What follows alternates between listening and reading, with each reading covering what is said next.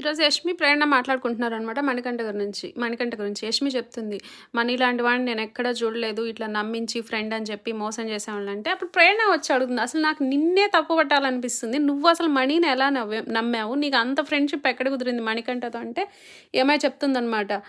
తను స్టోరీ అంతా చెప్పాడు. తనకు కూడా నాలాంటి ఒక సాడ్ పాస్ట్ ఉంది. అందుకే నేను కనెక్ట్ అయ్యాను. సో, తను కూడా నాలాగే పాపం సఫర్ అయ్యాడనుకున్నాను. అందుకే నేను సపోర్ట్ ఇవ్వాలనుకున్నాను అనేసి చెప్తుందనమాట. సో, దానివల్లే నేను తను మణికంఠకి బాగా కనెక్ట్ అయ్యాను అనేసి. మేబీ వాళ్ళిద్దరి మధ్య ఏమన్నా కాన్వర్జేషన్ జరిగిందేమో. అంటే లైక్ ఈ అమ్మాయి కూడా ఏవో పాస్ట్‌లో బ్రేకప్‌లు అవి ఇవి ఉన్నాయని చెప్పింది కదా! ఏదో ఇంటర్వ్యూలో సేమ్ మణికంఠ కూడా ఏదో చెప్పినట్టున్నాడు. బాగా కనెక్ట్ అయినట్టుంది. ఇప్పుడు చూస్తే అలా నమ్మించి మోసం చేశాడు అని ఫీల్ అవుతుంది. చూడాలి ఇప్పటికైనా ఈ యష్మి ఆ మనీ మీద పగని వదిలేస్తదో, ఇంకా పగబట్టి ఇట్లే తన గేమ్ తనే తగ్గించుకుంటదో.